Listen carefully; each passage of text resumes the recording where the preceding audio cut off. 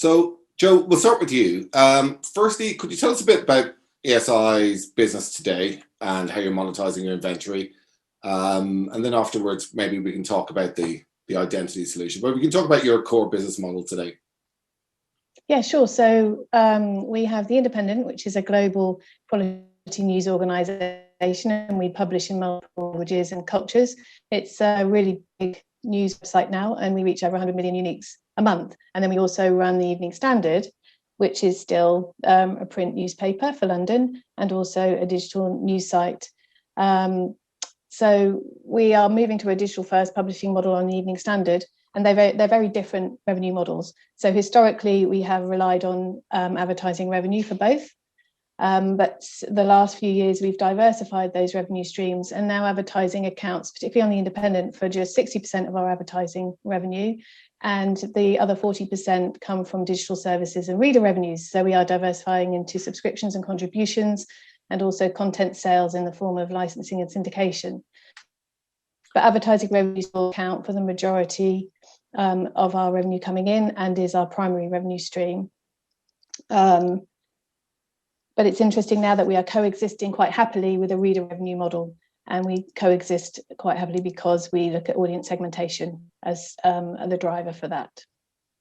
And so, as a publisher, you've been bombarded, I'm sure, with a vast array of solutions, all preparing you for this post-cookie world. I mean, which of those horses have you chosen to back, and why? We have gone down the route of spreading the opportunity, if you like, or spreading the risk. So we don't want to back just one of those horses, because I've put our trading revenue at considerable risk. So we are looking at quite a few initiatives. We are concentrating on the identity management side. So we are very interested in PubMatic and Identity Hub and other solutions. We are also looking at the browser-based solutions. So we're keeping an eye on Google Flock and the Turtle Dove initiatives that are coming out from that side, because we are quite reliant on the Google ad tech stack, which hopefully in the next few years we can move away from that reliance and dependency a little bit. And then we're also looking at the publisher-centric solution, so the data bunker solution. So we're talking to InfoSum and Experian. We're working quite closely with Permutive, who's our DMP, and the audience connector initiatives that they've got as well. And then, of course, we're members of Ozone. So that sort of trusted cross-publisher structure we're also very supportive of. So we're trying to keep a wide-based approach, because it's a real urban myth that there's going to be one solution out there that's going to conquer everything. And we just want to make sure that we are not restricting our trading in any way. Yeah. Emma, you're obviously positioned between the ID solutions and your clients. Have you been adapting your business to make room for all the new solutions? Yeah. How does an SSP go about accommodating all these different options? Well, I can talk about how we're doing it. I think that, as we move towards a cookieless future, we're encouraging advertisers and publishers to explore the audience addressability landscape and to begin experimenting with identity and data solutions in order to test the efficacy of each strategy and see what yields higher percentages of addressable audiences. And I think, what Joe has just said there about keeping our options open and not putting all of our eggs in one basket, or backing a single horse. I'm not sure how many how many I can get into that, but I just think that the strategy that Joe's doing, which with the testing, is really important. And we've worked really hard to provide both publishers and buyers with some tools that enable them to do that level of testing. I think Joe already referenced PubMatic's Identity Hub. And what this does is it enables publishers to activate, manage and curate ID solutions that drive the scale that's needed for buyers to increase addressability and reach their desired target audiences through their ID of choice. It's built on Prebid. It curates over a dozen leading ID solutions for publishers that include both probabilistic and deterministic IDs. And what we've seen is that publishers that have Identity Hub activated can begin to develop and experiment with their identity strategy, much like Joe referenced before, by implementing A/B tests to identify ID efficacy. And then what we've also seen is that when publishers leverage Identity Hub to manage and curate their ID strategy, this then delivers an improved and renewed level of audience addressability for buyers to activate. We've also got our Audience Encore, which is an audience data platform designed to improve the way that marketers and data owners transact audience data by giving more control to the data owner and better ROI for the advertiser. And that means buyers can create fully custom curated data segments in private marketplaces to align with brand clients' target audiences across a multitude of first-party audience data readily available through our premium and exclusive partnerships with the likes of Hcode, Captify, Audigent, Lotame, and many more. And of course, there's also contextual targeting, because that hasn't gone away. And we pass IAB contextual categories and page language in the bid request. So whilst personalization is growing in sophistication, it's always really been about reaching the right person with the right message and the right time, and that hasn't changed. And that isn't just a marketing catchphrase either. This is a proven hypothesis that delivers high quality and relevant ad experiences that drives improved results. And as simple as that sounds, today, many of the current pieces to that puzzle are managed and consolidated in independent silos, think data, inventory, and media. So with so many advanced technologies being developed, the future for personalization will look much simpler by leveraging the largely untapped potential of data directly powering inventory and media. So, we've put a lot of effort into making sure that we have developed solutions and support for both our publishers and our audience partners. And what we're really doing is encouraging people, as Joe said, to start to do some testing now, because there's a window of opportunity to do that.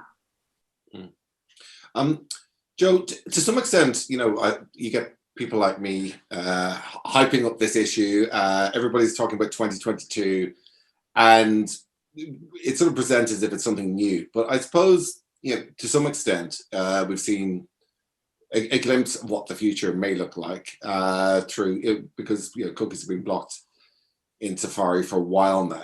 I'm curious about how you're getting on with your Safari traffic. How are you monetizing it, and how does it perform in comparison to the audiences, the traffic that you get through other browsers like Chrome today? Well, it's an interesting question, because our readers are very pro Safari, very pro Apple. So at least 40-50% of our audience is already on Safari devices or Firefox. So we use Permutive as our data management platform, and that gives us more targetable inventory, and it gives us better yields because we can already target those audiences which are blind to advertisers, if you like. So we've been working in that landscape for quite some time. We see really good yields on those markets. And I think we've had to adapt quicker than others, maybe because of the profile of our audience. So we've sort of learned from that, and we're not as phased, I think, by the January 2022 date that's looming up against us all. So we've had a little bit of experience in that, and we haven't found it a scary experience. So we've had a very positive experience from that. So I don't think it's going to be as much of an issue as perhaps it could have been if we hadn't have had that experience already. Mm-hmm. Emma, I'm always curious to talk to vendors when they've got access to lots of data across what's happening, and they sort of have that bird's eye view. Mm. Are you seeing a preference for particular types of solutions in Identity Hub, or are most publishers taking a hybrid approach similar to Joe, where they're experimenting with every different I would say that mostly we're seeing publishers now take the hybrid approach, because we are in a test and learn phase, and we are actively encouraging that, as I said previously. And I think it's really important, because bringing addressability into the programmatic environment creates a multiplier effect on the number of IDs in the ecosystem, which is great. But on the other hand, if this is unchecked or mismanaged, this results in a scenario where the value of these IDs begins to diminish. And today that's a very real challenge for many advertisers and publishers. And there is a need for automated tools that are capable of combining mountains of disparate IDs and data sources, and then transforming that information into opportunities for advertisers to address unique audiences. So, because of all of that complexity, we are really, really actively encouraging people to do a test and learn, and sort of have a bit of a hybrid approach to begin with. Yeah. It wouldn't be an ad tech conversation about identity if we didn't get onto Google at some point. Joe, I'm curious about how you viewed Google's most recent announcement, the one about not supporting alternate identifiers within their products. Yeah, what was your take on that as a publisher? I don't think we were surprised. I think it was an inevitable announcement. But what it does raise is quite a few questions our side. So the first is, as I sort of mentioned before, it gives us the opportunity potentially not to be so reliant on Google tech stack, which is a good thing. And I think it gives independent tech providers more of a chance. And hopefully we'll see a diversification in that use and a less of a reliance all round actually on that stack. It's good that it's promoting privacy first. So one of the main responsibilities of my role is data compliance. And so it's good that it's putting privacy first and also the consumer first on one level, but it also raises questions as to the dominance of Google and the way that they want to operate and how far they'll be able to take that. I think that's going to be challenged pretty soon. That's a negative, I think, from that. Yeah. But I think a better competitive market is only a good thing. And I think longevity of publishers and their data and maximizing the use of their data with trusted partners has been given a boost, actually. Yeah.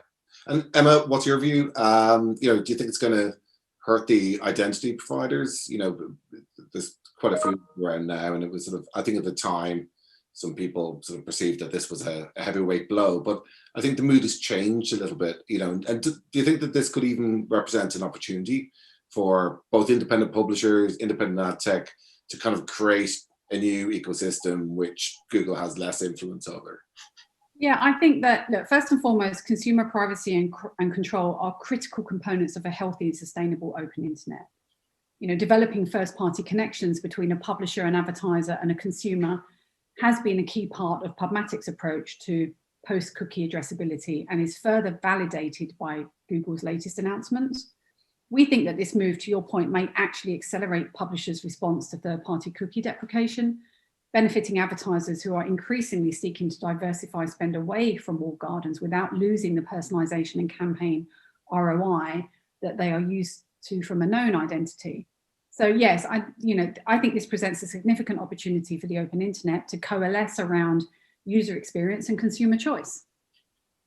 And okay, staying on the theme of consumers, Joe, do you think the industry has done a good enough job of communicating the sort of value exchange when it comes to data to audiences? And how do you approach, how do you sort of try and persuade more of our users to share their first party data with you so that you can use it? No, I don't think they've done a good enough job. And I think what has happened over the years is that there has been a tussle between the ad revenue side and the data and marketing side potentially. So on one hand, you've got, yes, we need first party data for monetization. That's been done very successfully. But on the other hand, the more data you have on your users, the better you understand them, the more engagement you get from your users. And so that's now becoming more of a cultural transformation within user organizations, in my view. So it's only a positive. So we are now looking at customer experience first. We're looking at customer engagement. We're looking at the relationship we have with our users, and we're looking at the trust that we have with our readers. And we're trying to put that first, which I think hasn't necessarily happened previously. It's all been more about the monetization of those users. So we're upping our game. We're doing a lot in predictive modeling. We're doing a lot on audience segmentation. So as Emma was referencing before, we've got a new model. We're calling it the APV score. We score every single reader going to our site, and we now can predict what their next move is going to be. And we've put them into segments and super, and we integrate that model into all our messaging. So no longer are we giving the same message to everybody who comes to the site. Depending on your APV score is what message you'll see, and whether it's a prompt to register for newsletters, which we're revamping, or to start commenting on the site, because we've got a new community building platform that we're integrating, which is to readers, or it could be driving access to premium content, which has been a really good value exchange historically for our readers. We can now offer those messages to a person knowing that they're at the right stage to receive them. And that's a real game changer for us. So we're upping our game in terms of the value exchanges that we're offering to readers, but we're making sure that we're offering them the right one at the right time. And I think it's just accelerated that first party data acquisition, but also the thinking around value for a reader, and probably could have happened a few years earlier, but this third party cookie sort of change is really accelerating that for us as a news organisation, which is only a good thing. And Emma, one of the things that people have been sort of predicting, is that we could see more publisher consortiums springing up in response to this, as the incentives to work together, particularly on data sharing, become more attractive. Now, we've seen quite a few of these fail over the years. Often the ones that sound like sexually transmitted diseases, Pangea, a few others, they've seriously struggled. But we've seen new contenders like Ozone, evolving and sort of adapting, and not only that, but growing successfully. Do you think that this shift towards new forms of identity could result in seeing even more publisher alliances springing up, and them being more sustainable than they've been in the past? Yeah, look, I think the digital walled gardens have thrived on, the large amounts of audience data that they've had integrated into a single view, easy to use planning, reporting and optimization tool for marketers. And this is great for media buyers who want to reach addressable audiences at scale with personalized advertising without a great deal of effort. Now, outside of the walled gardens, publishers cannot compete on their own. Media buyers are simply not in a position to navigate hundreds of individual publishers and platforms. However, when premium publishers collaborate, they create something that is extremely valuable and not available within the walled gardens, which is cross-publisher data. Now, responsibly sourced, up-to-date cross-publisher data housed in a trusted, accessible ecosystem creates a platform from which publishers can compete with the scale and convenience of the walled gardens. And today, this is a key way that media buyers can identify synergies and create premium media buys at significant scale and shift budget away from the walled gardens. We've seen solutions such as NetID in Germany, and Joe already referenced Ozone in the UK, that have proven that trusted cross-publisher data ecosystems work. And this trend is on the rise in regions where there has been a growth in the anti-walled garden movement, for want of a better phrase. So yes, I think there's, we're definitely seeing a rise, and I can definitely see a future here. However, what is unclear is how these publisher login alliances will work across international borders. And while it's not impossible to create publisher alliances that can operate in multiple languages, incorporate, multiple country-specific regulations and multiple currencies, it is more challenging compared to single market solutions. So I think that's something that also needs to be addressed next. But yeah, definitely see the rise and see the value. Yeah.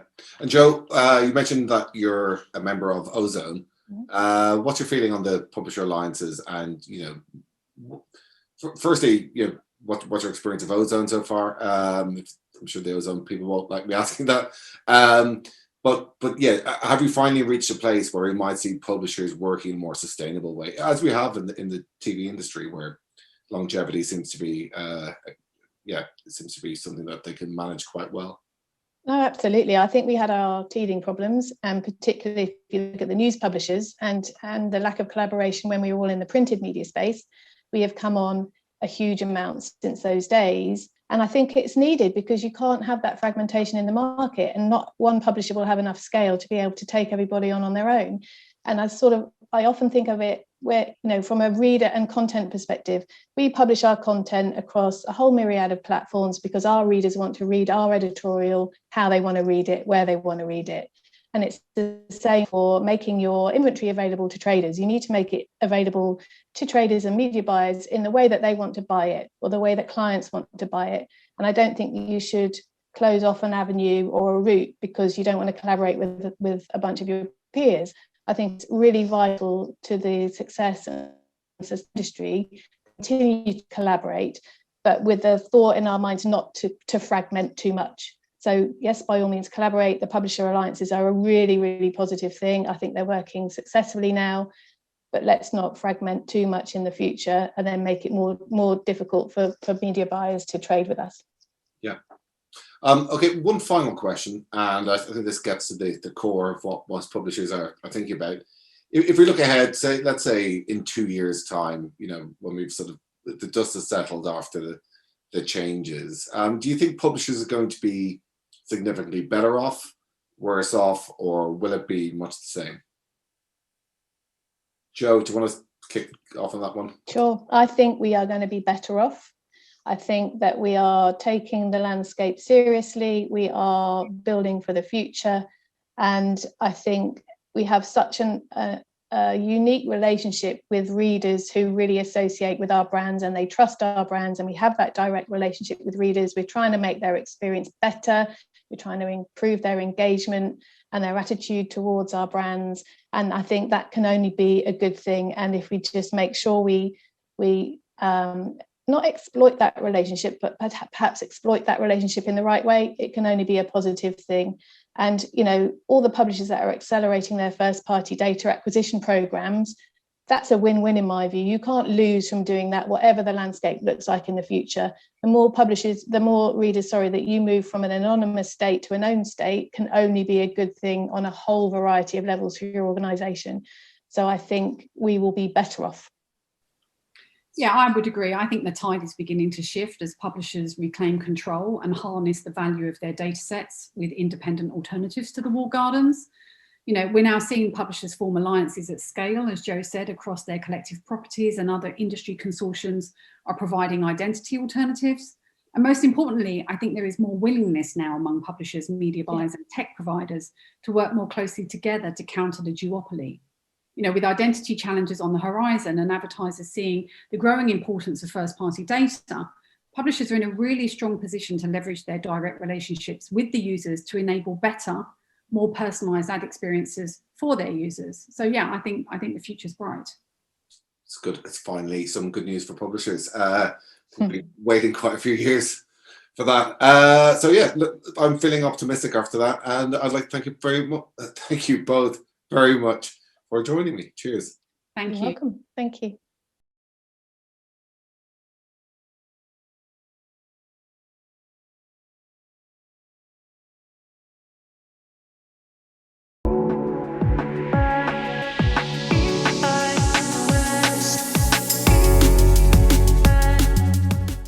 Okay, well, hello everyone. Welcome to our session, What the Flock?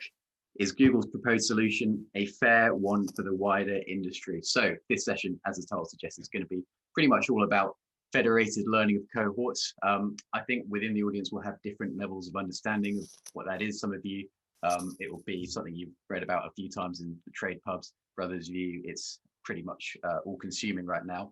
But as a brief sort of intro to it, when Google said they were going to end support for third-party cookies on Chrome, they suggested that we'd probably see alternatives. Well, no, they said that we would see alternatives emerge from within the privacy sandbox. And federated learning of cohorts is one specifically which looks to replace the ability to target ads at people based on their general interests.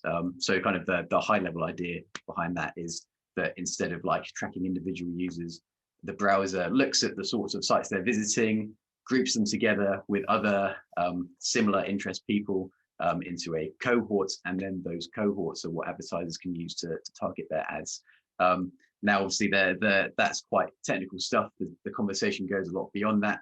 The implications for the industry are quite big, and a lot of people say that really what this works out doing is playing into Google's hands because of what they can do outside of FLoC with their first-party data. So all of that's going to come into this conversation. But first, we're going to look a bit at the sort of how it's going to play out for marketers and for publishers. So joining me for this conversation, we've got three great panelists. So let them introduce themselves, and we'll start with you, please, Miles. Hey, Miles Younger, Senior Director, Go-to-Market with Mighty Hive / S4 Capital's data practice. Been with Mighty Hive about 3.5 years, and prior to that, founded and ran a dynamic creative platform. Thank you for having me. Anna. Hey everyone, I'm Anna Milicevic. I'm the co-founder and principal of Sparrow Advisors. We're a management consultancy that focuses on ad tech, martech, commerce, and adjacent industries. And we help every constituent in the ecosystem figure out how to work better with each other. Fantastic, thank you. And Richard. I'm Richard Kramer. I'm the founder of Arete Research. We're over 20 years now providing independent investment research for a bunch of global investors, about 300 of them. And we have done a tremendous amount of detailed work in the ad tech world, which has been of great interest to the investment community in the past 6 and 7 years. Brilliant, thanks all. So to start with, I want to look kind of almost separating, although it's hard to do so, separating FLoC from the fact that it's a Google-led proposal, and just looking at the idea behind it that we're now targeting cohorts of users based on their interests rather than individuals. Do you all think that that is a good and workable replacement for how third-party cookies have been used for behavioral targeting previously? I certainly think it's viable. You know, I think you can probably achieve pretty similar performance to what you would get at a user level, if not identical, possibly even superior. And it certainly solves for questions of preserving user anonymity. So, I mean, I'm bullish on it in that it seems to satisfy a lot of requirements simultaneously, and it seems like it should be performant for advertisers. I too see it as a kind of a transitional measure to go from this one-to-one to one-to-many. But I think the devil will be in the details, and it's very easy to map out some scenarios in which shifting to FLoCs is actually worse for user experience. So, you know, rather than that one shoe that you looked at following you, now somebody else's shoe is following you around the internet. And I think a lot of thought will need to go into the algorithms for qualification, which is not a new challenge. I mean, we face this challenge daily with just rudimentary segment definition and campaign definitions. So I'm kind of cautiously optimistic, but definitely see it as a measure that is just kind of a stopgap between the current advertising world and the world we'll have 5 to 10 years from now. Yeah. And I think what I would add to that are two things. First of all, I think what we're seeing is a giant wedge being driven between privacy law and competition law. And in this case, we're looking at privacy law being elevated as sacrosanct relative to competition law, which in this case is one company assembling what we used to call segments, I think as Anna rightly pointed out, and now we're going to call cohorts. And there used to be a lively market. The second point I'd say is there used to be a lively market in segments, or there still is. But that was a bit of a sausage factory because we knew that a lot of what was going into those segments was of very poor quality or dubious quality. And no one ever was able to unpack the successive match rates of 30% times 30% times 30%, which would get you to the unique shoe following Anna around the internet. But now we're going to be replacing that with one version of the truth, one set of segments. So that's a big change for people, but it's being driven by this primacy of privacy law over competition law. Yeah, I mean, looking at like how big an impact FLoC specifically will have, I guess one question is how big a part will FLoC play in marketers' targeting strategies, because it is one piece of the puzzle. Obviously, the reason we're talking about it so much is because Google have essentially said that this is where they're placing their bets for that kind of interest-based targeting. And then with their announcement last week that they won't support alternate identifiers, that kind of suggests even more that FLoC is going to be the way things are going. But there are other, ways to target users. So do you think FLoC is going to be sort of a big part of marketers' targeting strategies post cookies not being supported anymore? Geez. Oh, Anna, go ahead. Yeah, to the extent that this has already been baked into media mix modeling and plans, I mean, I think that's something that definitely those advertisers that are heavily focused on Google properties will take into consideration. But what's going to be challenging here is really understanding if marketers have a preference or a point of view as a kind of as a cohort on cohorts. And from conversations we've had with marketers recently, the larger marketers are approaching privacy usually from a different perspective, typically from some type of consideration for a data clean room, They are looking at it from the perspective of their CDP or a different technology stack, so not just on the activation layer. So I don't think it's as top of mind for marketers as it may seem to folks who are focused on privacy. And to Richard's point, that's a really, really important distinction here. This is the kind of the privacy side of the conversation versus the antitrust side of the conversation. And it really kind of depends on where you fall, what is more relevant and more important to you as a marketer.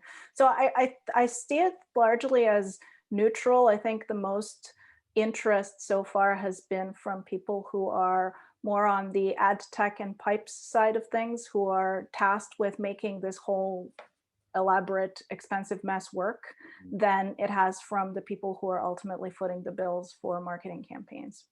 Yeah, I think there's a couple things that are going to have to happen, and this is not an exhaustive list, is Google and some advertisers are going to have to prove that it works.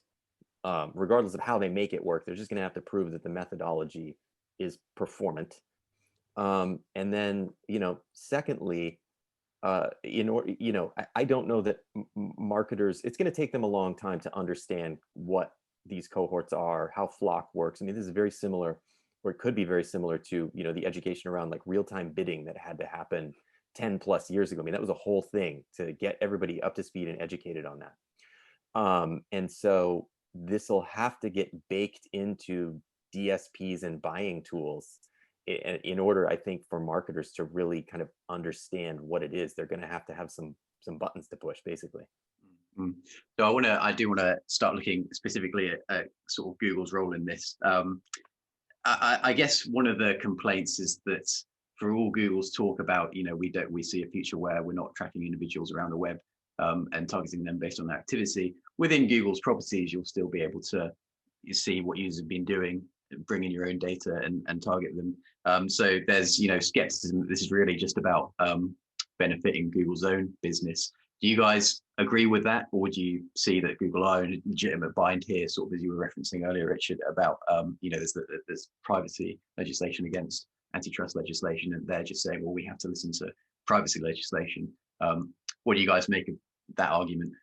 I mean, I'll take a stab at that, because I think there are some major questions which remain unanswered about what's going to unfold in the next year. And actually, I would think of it unfolding with a deadline of the 1st of January 2023, which is when the California Privacy Rights Act, it's not CCPA anymore, it's CPRA, comes into force. So we don't know yet whether Google will consider Chrome one of its O&O properties and sites, and therefore it has access to all of that data. We don't know if it replaces the ad tech tax, whether there will be a fee for accessing cohorts the way one pays a fee for accessing segments today. And if all of this data that is generated within these cohorts sits on device somehow, who has the access to the lookup tables of that data set on device?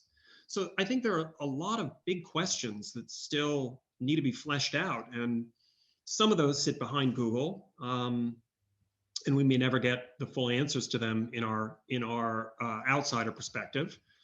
But some of them are going to have to be answered by all these other ad tech supply chain participants who are going to either see their business dry up or need to find an alternative way around them.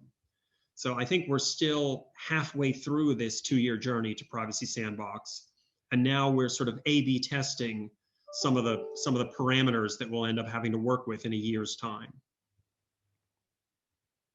Well, I just wanted to follow on a couple of the remarks Richard made, is that there are still a tremendous amount of questions as to functionally how this will work. Richard's talking about fees and stuff. To me, we're several steps removed from figuring out how this might be monetized across all the various parties. So we could spend hours talking just about the number of questions that are still out there about this, for sure.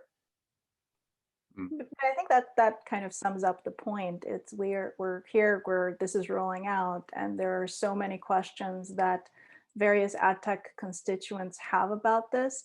But Google can also choose not to answer any of them because they don't have to. And the 20% or so of marketing spend that the open internet is capturing, less than that now, is having less of a voice in these kinds of considerations. So I agree, it's going to be an interesting 2 years, but I definitely see this as something that Google's kind of going to do anyway. So it's kind of the onus is on everybody else to figure out how to adjust and to understand how to still make money given this new set of guidelines, or for lack of a better term. Yeah. For what it's worth, I don't know that Google has a great deal of like other viable alternatives. Like third-party data is going away. Google didn't make that happen. They're certainly not standing in the way of it going away. They kind of have slow walked it a bit, but they're not standing in the way of it going away, and it's not happening because of them. And yet they sit in the center of an ecosystem that runs in large part on third-party data. And so they've got to find some way to bridge those two worlds, Right, going from kind of a third-party data-driven ecosystem to something where users are just a lot more anonymous. But they also sit on a trove of first-party data.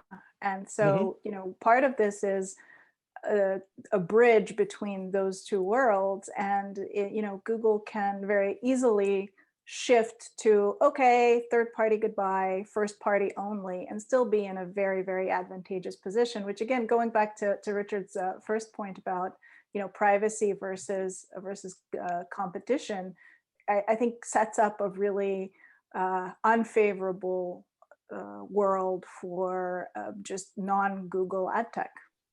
And I'm sure it didn't escape the clearly well-informed notice of our panelists that when Apple decided to introduce app tracking transparency and potentially deprecate IDFAs, they did happen to tick box their own personalized ads as a default.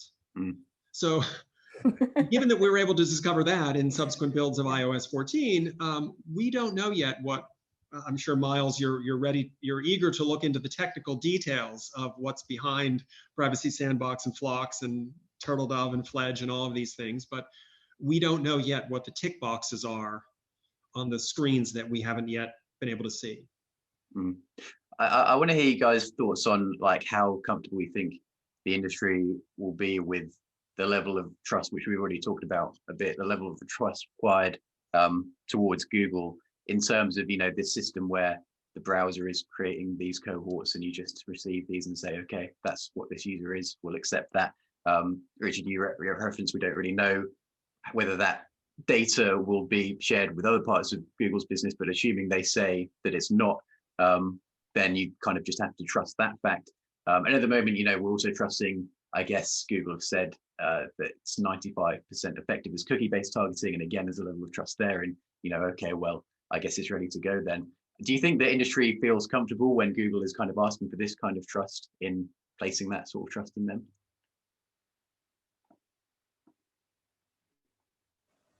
Anyone want to jump in? I'm happy to give you a sort of very quick answer and hand it over. But right now you have the majority of digital ad spend happening on what you would call self-attributing networks. And that's the point that I'd want to pick up on as well. And we've had so many measurement scandals just in the past 24 months between Facebook and Google. I mean, Facebook, misstates their video numbers, they're like routinely, basically. So I think an issue of trust is a really, really loaded question here. What could help is if there were independent verification of the results, the very encouraging results that Google is sharing initially. But then that's actually not that easy to construct operationally, because who would be that kind of the who watches the watchman type of layer here. So I don't know that they've necessarily deserved the trust, but we also don't have any other options but to trust not just Google, but every walled garden.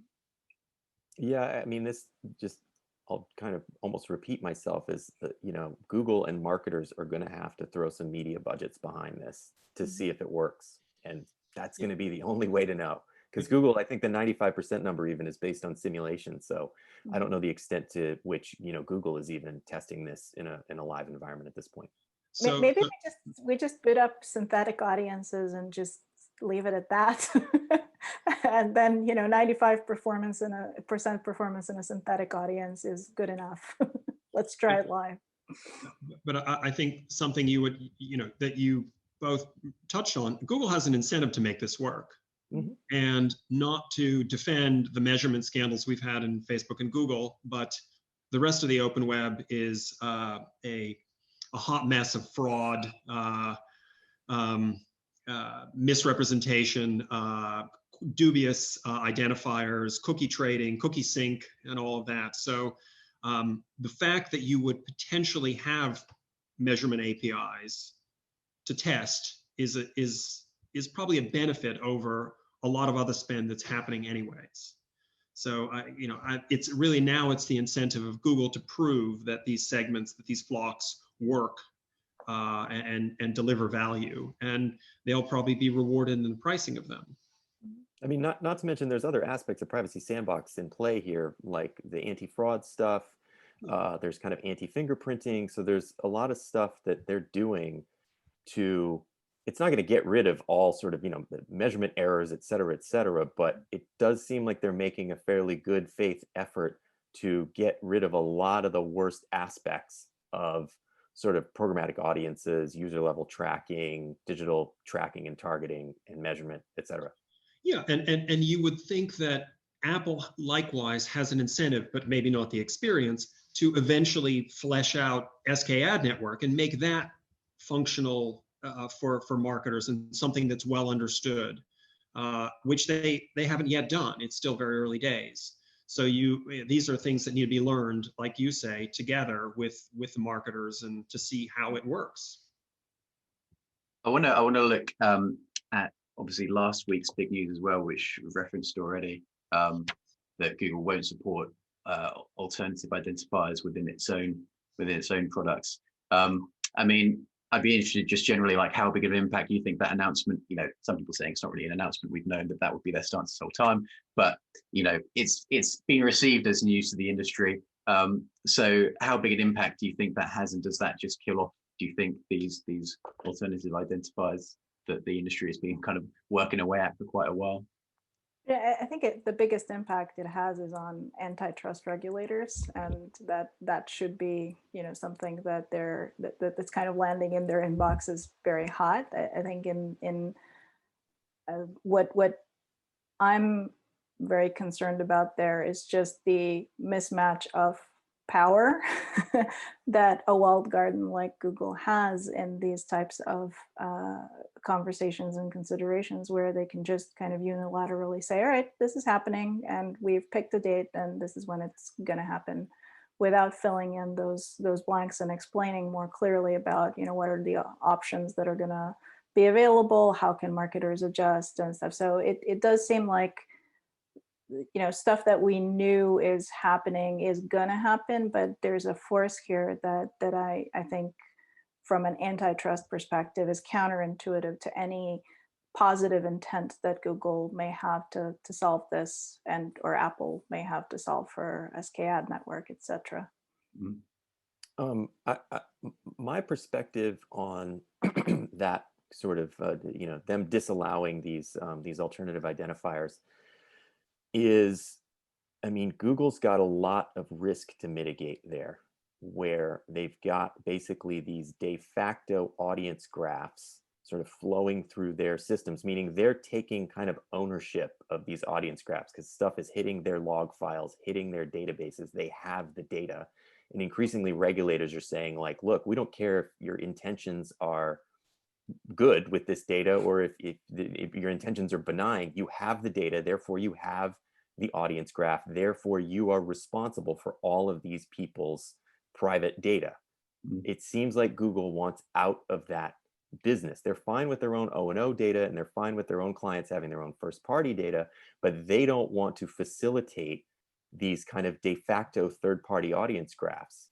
And so that's, I think, a lot of what's driving them doing this is they just don't want to be in that business anymore. And the other thing that I'll point out is that Google's in a little bit of a race now, so that dollars don't flood out of the Google stack and into, say, a stack like the Trade Desk that's going to accept these alternative identifiers and kind of give a lot of marketers, what they want, which is sort of user level targeting.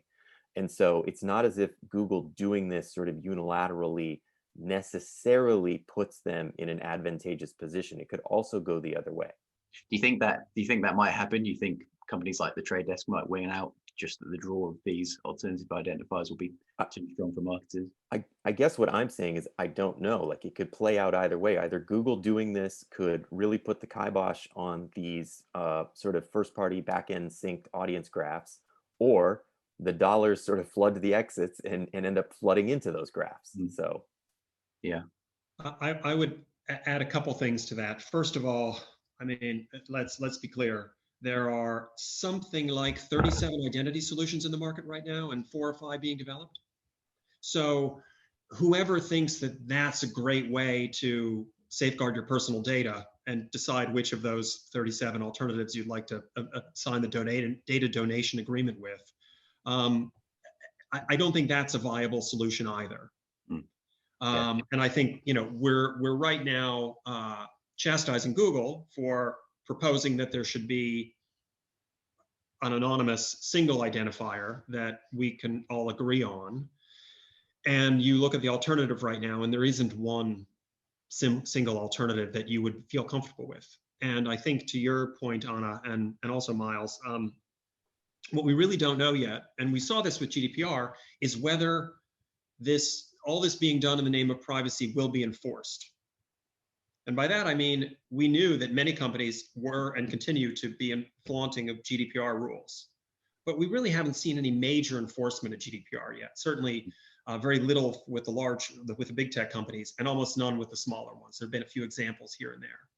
So if we're doing all this in the name of privacy, but those privacy violations that are happening repeatedly of trading in alternative identifiers without consent are not enforced, then there may be a section of the industry that just stays in denial and retreats to the unauthenticated open web.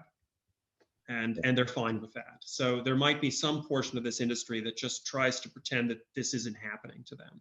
Mm-hmm. That sounds like not a very nice corner of the internet then to me, because that seems like it's going to be like the bottom feeder internet all over again, right? The penny CPMs. I think we have to be honest that there's a lot of that about anyway. Mm-hmm. There's a lot of cookie trading and bogus IDs and fraud out there anyway.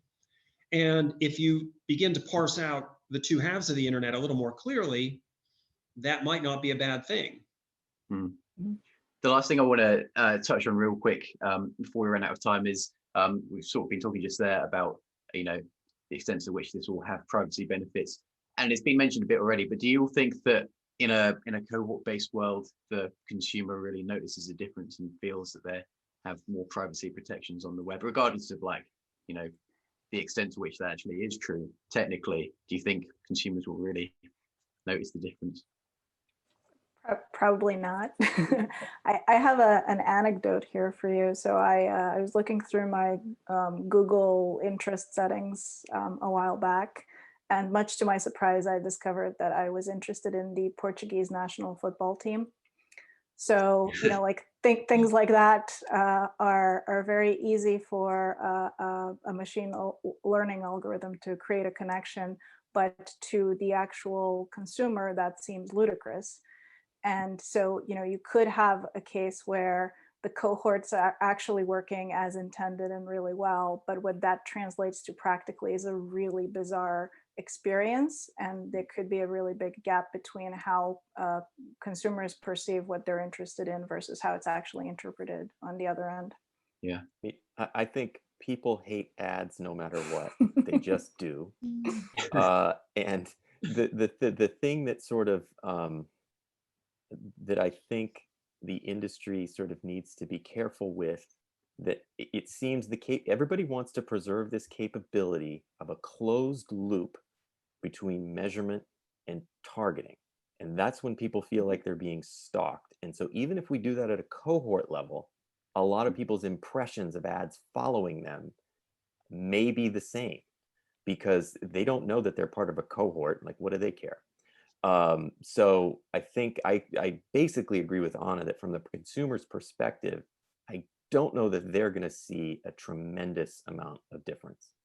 Yeah. And I would just add that I think much of this is virtue signaling and brand positioning from companies.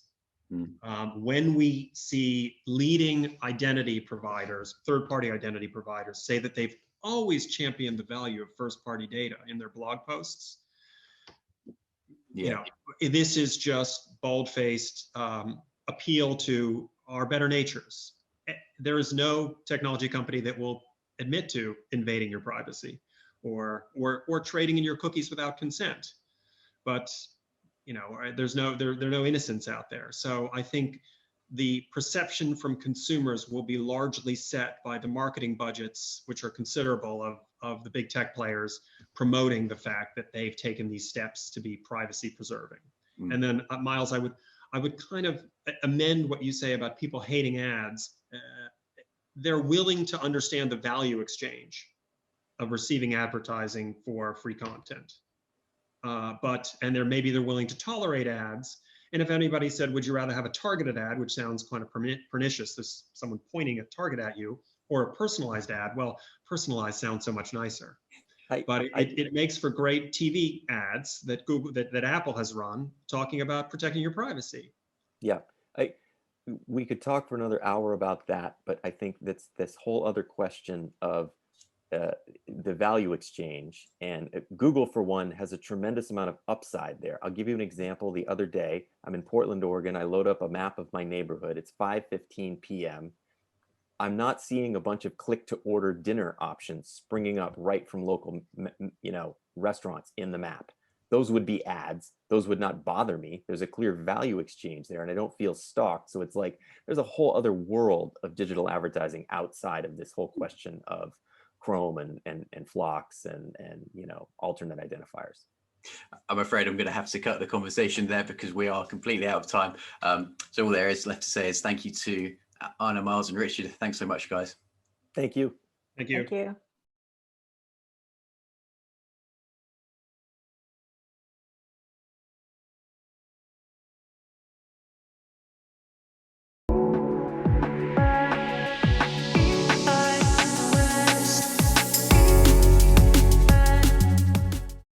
Okay, so welcome to New Video Frontier, Simon.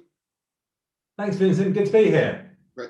So, firstly, I think just for the benefit of some people who might not be familiar with the ICO, could you maybe explain a little bit about what the function of the ICO is and what your role is at the ICO? Sure. So the ICO is the Information Commissioner's Office, which is the UK's privacy and data protection regulator. So we regulate a whole range of different laws in the UK, including the UK Data Protection Act and the UK GDPR, and also PECA, which most of your readers, watchers, listeners, whatever these lovely audience people are, yes, it's all those great people will know covers a range of issues around ad tech and electronic communications as well. And my role there is, well, the formal title is Deputy Commissioner of Regulation, Innovation and Technology. What that means is I sit on the executive of the ICO and I have a range of responsibilities, including our technology policy department, our innovation department, and our regulatory strategy department. But just as importantly for this conversation, I've been the accountable executive for the work we've been doing on ad tech and real-time bidding over the last couple of years. So when the pandemic struck, you paused your investigation into ad tech. I think it was a bit of an amnesty, but you probably had bigger fish to fry at the time as well. But in January, you announced that you were going to be resuming the investigation into ad tech. Firstly, why did you pause? And which areas are currently causing the most concern that caused you to resume the investigation? Yeah. So it wasn't quite, we would never use the word amnesty because, all the way through, we'd expect everyone in the UK to carry on being compliant with the rules. But we did pause the investigation.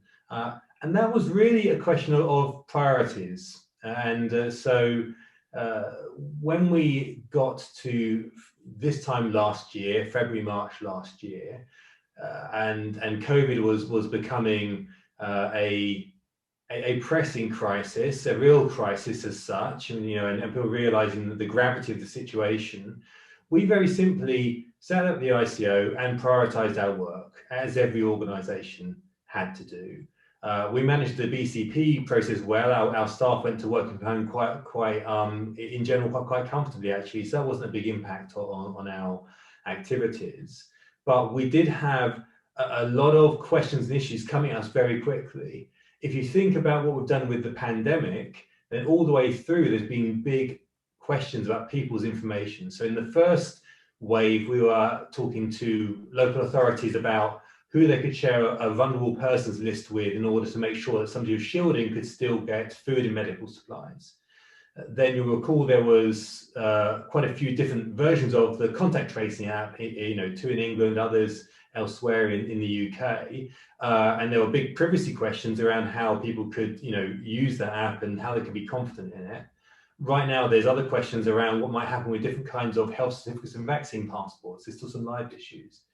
And we had to step back and say, okay, we're going to pause quite a lot of work and prioritize some key areas of work. And Vincent, actually, when we did the big list, AdTech was very close to the top of the list of things we paused. It was we did that thinking very carefully about the importance of the work we were doing there. But it wasn't a very hard decision. In the end, the kind of staff you need to work in this area have to be very technically astute. Real-time bidding is complex and the technology is amazing. We used just those staff on the contact tracing work, for instance, exactly the same staff. And in terms of the hour to hour, what their right priorities were during the middle of the pandemic, that wasn't a very hard decision. But as we came into this year, a lot of the work we've done around COVID at the ICO, we've answered the kind of questions that government and others needed, were asking of us as an information regulator. So it wasn't very hard then to go back and say, okay, as we unpause, as we unthaw, as we unfreeze the work that we were doing, we're just going to come straight back to it. So that's why we got to the start this year. We said, now's the right time to get going on this work again. And what do you make of the industry's progress on privacy so far? I mean, was when you resurfaced with the new investigation, was it a bit like the teacher left the classroom and everyone started misbehaving again? Or, have they been moving ahead? And do you feel that they're being sufficiently responsive to GDPR? Well, I think the first thing to note is that the world has changed a lot in the last year. So, it's not as if we're not the teacher at the front of the class because we're not the only player driving change in this area. So, I hesitate to mix lots of metaphors but there are a range of other players who are driving change here. Not least the big technology platforms, not least the moves from Google and from Apple and from Mozilla and others. But also pressure from advertisers, innovation in the market, and the fact that the market itself has changed a bit because of the pandemic. Advertising overall is a bellwether for the economy, and as the economy suffered, then parts of the sector have suffered. So I don't think it's definitely a different market we're coming back to, but change has continued.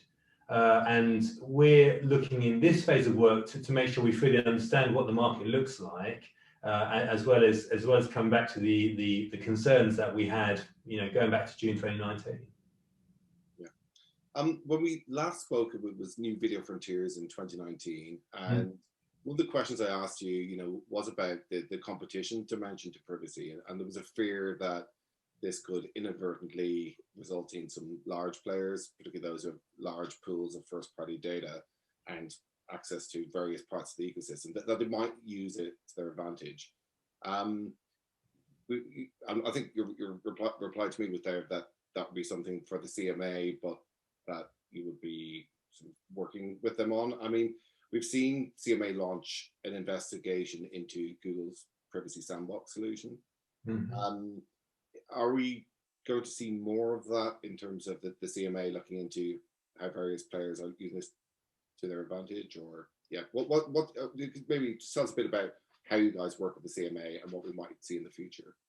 Yeah, I think I remember the question well from last time, because it was a very prescient question, and I think some people saw the direction of travel here, but now it's you know, the interaction between privacy and competition is much clearer for most people, and we have been working very closely with the CMA throughout. So we had a lot of input into their market study, which was excellent work.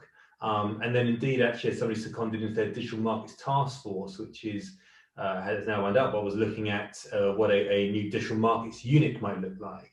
So there's now a lot of interaction between the two.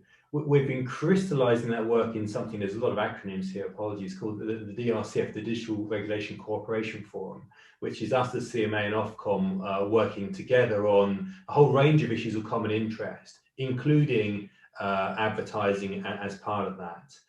And I think it's right we do that. And there are interactions between the objectives of a competition regulator and the objectives of a privacy regulator. But they're not quite, you know, it's a false dichotomy to say it's either privacy or competition. I think it is fair to say that if you go back to what a privacy regulator cares about, if one organization is sharing people's information with another organization, we immediately say, well, there are always going to be things to think about here. There's security and transparency, all the things we thought about in our original June 2019 report, you know, the supply chain, security, the lawful basis of processing, transparency, all those concerns are still there. And a competition regulator may first of all say, well, if information is being shared, that means more people have it, that means competition is going to be better. So there's something there. But when you dig into it, both ourselves and the CMA are very interested in protecting consumers. We're interested, you know, they have an interest in transparency as well. And we see quite a complicated landscape emerging. So it's very important that we work quite closely with the CMA. And I think we are, as we continue to dig into the detail, what we're finding is not dichotomies. We're finding actually that there's a lot of synergies, and there's a need to really get onto practical solutions rather than kind of get caught into two camps. It's some of the most interesting work I'm personally finding that we're doing, because, you know, it's quite groundbreaking work. So it's really good to be working with the CMA. Yeah, and is there, you know, is first-party data safe, you know, in the future? I mean, you know, I think, again, when I phrased that question last time we spoke, I think I sort of said, you know, that for me personally, the thing I'm mostly concerned about isn't the little disparate amounts, pieces of data about me, you know, looking at a pair of brown shoes here or there. It's the concentration of data and it being built across all these different points, often in the hands of a single provider, who, yes, I have opted into, but, you know, the big picture I'm opting into scares me at the same time. You know, is that a sustainable way, you know, for privacy in the future? You know, will first-party data always be this safe place for? I wouldn't call first-party data safe. I'd call it simpler. I think it really depends on, you know, how, you know, stating the obvious, but, you know, how it's being acquired. You know, all the facets of the GDPR still apply to first-party data. So, you know, so you've still got to think about your user expectation, what you've said to the individual whose information you're collecting, you know, what you can then go and do with it. Those things are all there. You know, there's been plenty of examples along the way of first-party data being misused in different ways. And so just because you've got a first-party relationship doesn't mean it's okay. You just have big responsibilities. Any act of sharing data, so the more distance you get from the individual whose data it is and where it was collected, the more attention you have to pay to the supply chain and think, well, are we moving away from that original expectation? Are we moving away from transparency? So there's a bigger ask, but those are just questions to be answered. So I think I'd say first-party data, simpler, yes. But if you've got information being passed on responsibly and with thought to all those different facets I've mentioned, we're not saying first-party data is inherently superior to any other data. We're just saying that there are rules to follow, and really they're underlying the rules. There's a reasonable, I think, expectation that you have thought to what you've said, how you've collected it, and if you're not quite sure what's gone on further down the supply chain, you should ask yourself how you can get more sure about that. Yeah. Google announced, they dropped a bit of a bombshell on the industry in announcing that they're not going to be supporting alternate identifiers in the market. And I think it was a very vague announcement, and it led to a lot of industry debate and speculation about trying to decipher the underlying meaning. I think some people were slightly concerned that maybe Google knows something the rest of the industry doesn't, because obviously they speak to regulators all the time, and there's a relationship there in terms of the future. Whereas we've got the IAB, for example, their project ReArca, and they're very much focused on I suppose supporting the various solutions offered by the members, of which alternate identifiers feature. Does Google know anything about the future of regulation that the rest of the industry doesn't, or are the IAB right in saying that these solutions form part of digital advertising's future? So we're not giving Google any secret information. We're not giving to anybody else. We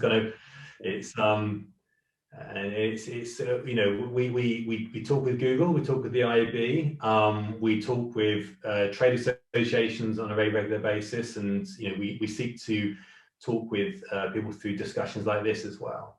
And so I think there's no secret backphone back at ICO Towers or any other regulator where we kind of give the big tech firms any kind of tip off. I think that there's the future is still quite open right now, but like I said about not being the only teacher in the classroom, there's a whole range of factors driving into the industry. Is there a future for other technologies akin to third-party cookies, or indeed third-party cookies? I think that's a really big question right now, because a lot of the trend is going in the other direction. I am very skeptical, but when I hear about innovations in the industry which are basically saying, well, we've just built something very similar to what we could do with third-party cookies through the back door over here, using some flavor of fingerprinting or using some set of underlying technologies. And yet at the same time, I know there's honest efforts being made to find ways to deliver solutions which connect advertisers and brands with individuals and markets they want to get to. So I don't want to kind of rule out any innovations out there. And from our point of view, and we've always, I think, been pretty clear on this, we're really interested in new innovations in the market. We want to see a market that can thrive. The ad tech industry continues to evolve at a startling rate. And this is one of the things I've never quite understood about people, expressing concerns about us having concerns. This is one of the fastest moving markets out there. It's full of innovation, it's full of energy. There'll be new innovations coming out. So we'll judge each one of its merits, and we'll come back to the regulations and everything we've said before, and try and judge any particular solution on how it measures up to those. So could we get maybe a bit more specific about, I know you can't, judge each company, publicly, but can we get specific about, what type of solutions are likely to be compliant, and then which are likely to be non-compliant, which is even more interesting. I'll give it a go, but I would hate to pretend that I am an expert in this industry. I'm not an expert in this industry. Every time we've reached out to engage with folk, I've learned something new about the complexity and the range of solutions that are out there. I've also learned that very few people really understand the whole market. And it's a market where a lot of people have an idea of their own particular needs and their immediate counterparties, but not necessarily across the whole spectrum. I think what we're all realizing right now is there's macro trends going on. So we need to kind of, be cognizant of those. And it won't just be a UK piece either. It's going to be a European Union piece. It's going to be a US piece. It's going to be driven by user expectations as well. So, in terms of things that we're interested in, I think that the Google Privacy Sandbox has interesting ideas. I think that there are a range of other ideas out there involving, different kind of edge computing, edge device work, different kind of pseudonymization, anonymization work, different kinds of trusted third parties. There's a whole range of different ideas out there floating around, which all have potential. From our point of view, we're always interested in organizations coming to us. We also have things like our own regulatory sandbox, very separate to Google's Privacy Sandbox. This is the ICO's regulatory sandbox, where different organizations can work in it to work on their solutions and engage with the ICO. So I would encourage all your listeners, watchers, readers to come to us. If they've got ideas that they think are moving this discussion on, come to us, and we're interested to learn. Yeah. Have you noticed this shift in what privacy advocates are calling for? I think initially it was very much about privacy, and revealing people's identities. And there's been, it seems like the goalposts have shifted over towards, we really don't want targeted advertising now, even if it is anonymized.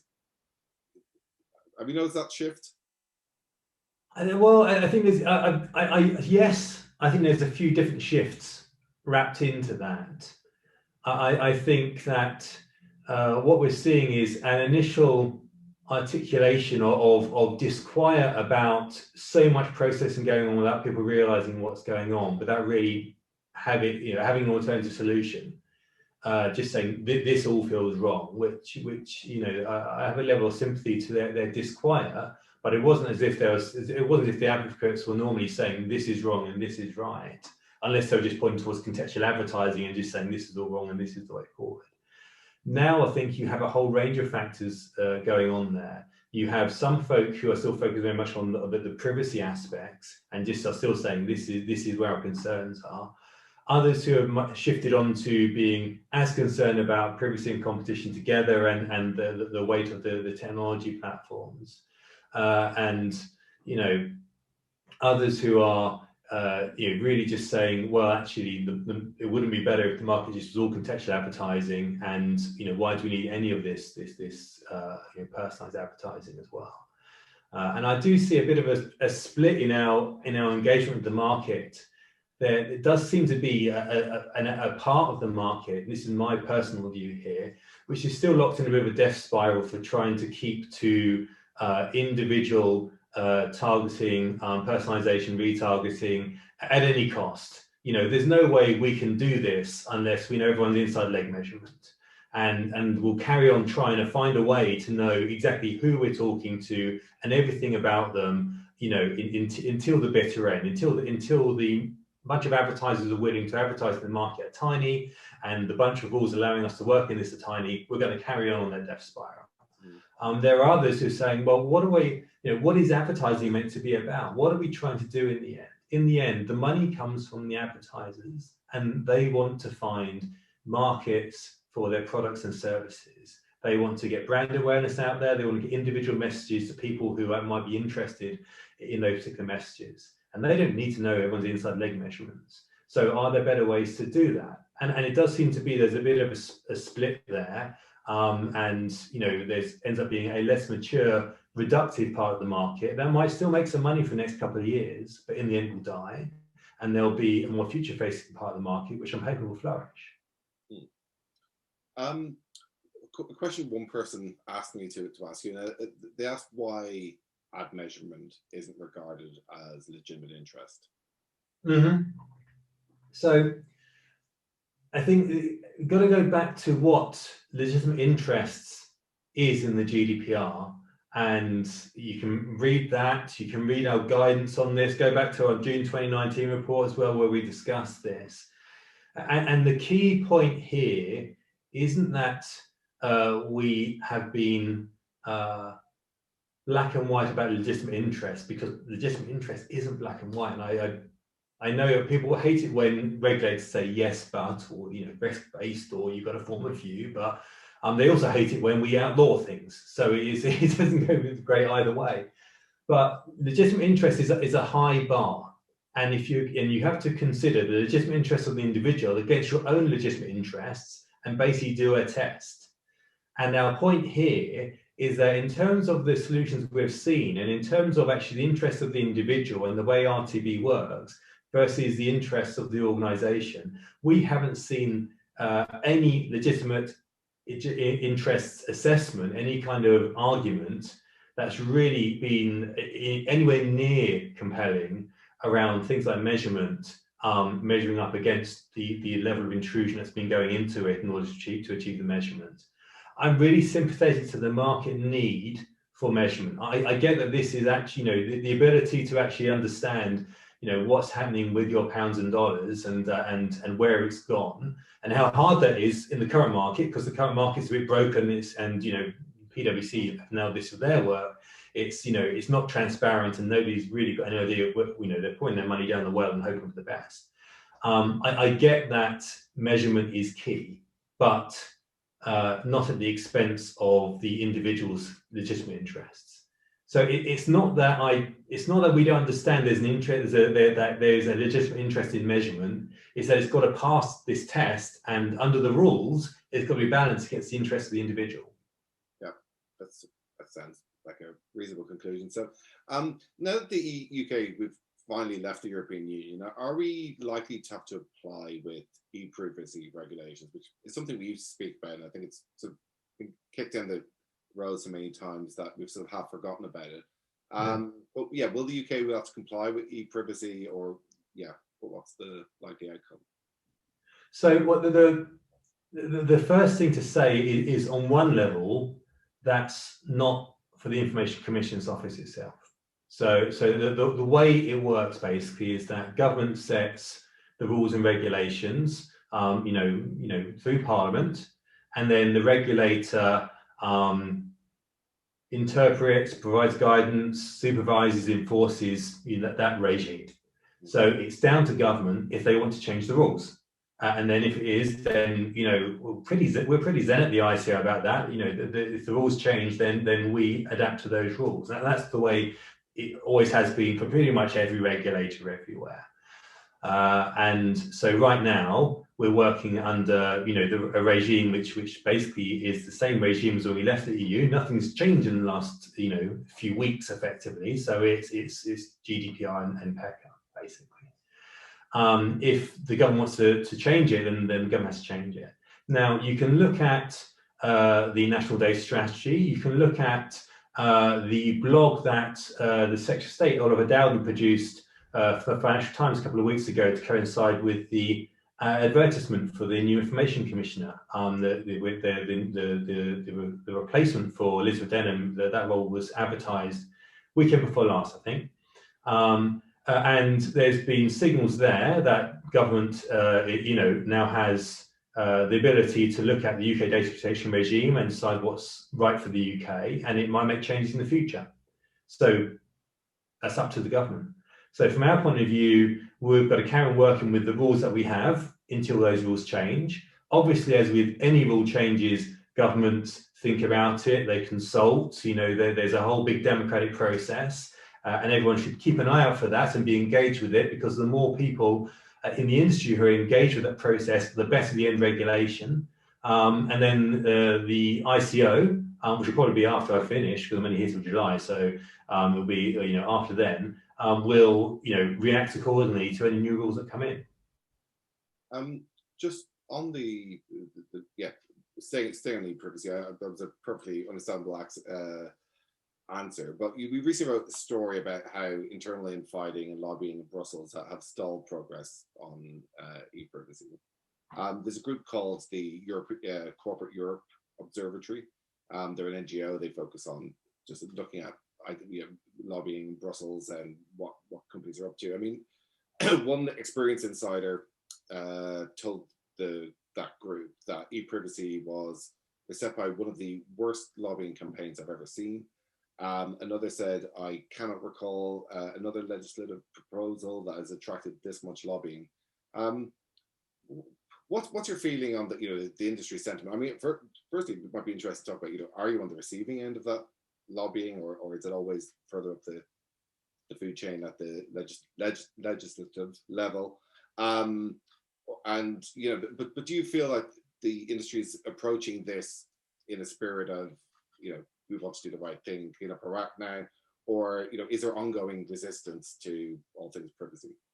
Yeah, well, one of the reasons I'm smiling, Vincent, is because going back, I sound like the old man of the sea. I'm only going back about 4-6 years or so. Is that the GDPR was previously the most lobbied piece of regulation that Europe had ever seen. So it's it says something maybe that these different privacy regulations attract so much attention. I mean, I guess that's probably reflects the way that this is. Data is so important to our lives, and privacy is important to our lives, and it's kind of something which really exercises people, and it's both commercially important and it's important to us as a society as well. On one level, again, it's these things happen, but we don't really get that kind of lobbying because we're not the policymakers. So we do get some people come along and try and lobby us, but they're the dumb lobbyists. They're the ones who think that we make the rules on this when it's actually going to be parliamentarians, and it's going to be people within government, whether it's now within Europe and it's it's European Parliament and it's within the Commission, or whether that's in the UK. So we have opinions, and we'll happily talk to people and discuss things and try and explain our understanding of the world, but not necessarily go further than that.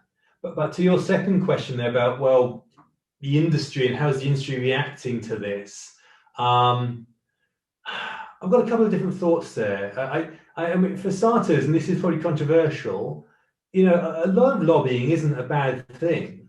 A lot of lobbying is, if it's lobbying in terms of just organizations coming along and saying, let us explain to you, person who's going to be involved in writing these rules or voting on this law, why this is important to this industry. And and it's entirely above board, and the industry explains to somebody who might have an impact on this why it matters. Well, that's great, that's brilliant. We want that to happen. We want that to happen because then the policymaker is more informed. So that as lobbying itself, I don't think is at all pernicious. And there are controls within both the European framework now and the UK on how lobbying can and can't work. And I don't think anyone is suggesting we're still in, it's not as if people are sitting there shifting suitcases of cash across a table on this kind of lobbying. This is just people talking. So in that case, lots of lobbying I don't think is a bad thing. I think, Europe's been trying to reform PECA for a long time. It's gone through lots and lots of presidencies. I don't think anybody would pretend that it's been plain sailing because it's just gone through lots of drafts. But progress is being made. And so, we're getting towards the trilogue stage now. It was stuck pre-trilogue for a long time. So I'm hoping that by now, if there's been lots of lobbying, then within Europe, lots of people are briefed on it, and then they can go and start to work these things out. I do hope that a lot of the people who are lobbying from within industry are doing it constructively. Just going along and explaining to people, and I have had this a couple of times, who are coming along explaining why advertising is important. It's like, well, yeah, it's kind of as if, I don't know, as if everyone in the public sector is anti-capitalist and is kind of it just thinks that it's all evil. That's not a very mature way to go about things. But if you go along explaining, the pros and cons of different measures and what the actual consequences of a particular measure will be, if this happens, this will be the consequences, which then a policy can balance up. That's good lobbying. Long may it continue. Yeah, I'm inclined to agree, especially for such a complex industry like this one, where, like you say, many people within the industry don't even understand the full picture. It's it can be quite opaque. So if you could wave a magic wand and solve any one privacy problem in advertising today, what would you solve and why? You can choose a company to wipe out as well. Yes, so I'm going to ignore the choosing company to wipe out. They're not going anywhere near that. Willing to go a bit left field because you're leaving in July, but yeah. Get me a glass of wine in September, and you know, I'll give you a list then. But it's not until then. So I think what I would change is something that we've said all the way through, but it's still the case now. This is a really interesting industry full of very smart individuals doing very innovative things. But there's still a massive range of maturity as to whether the penny has dropped about privacy as an issue.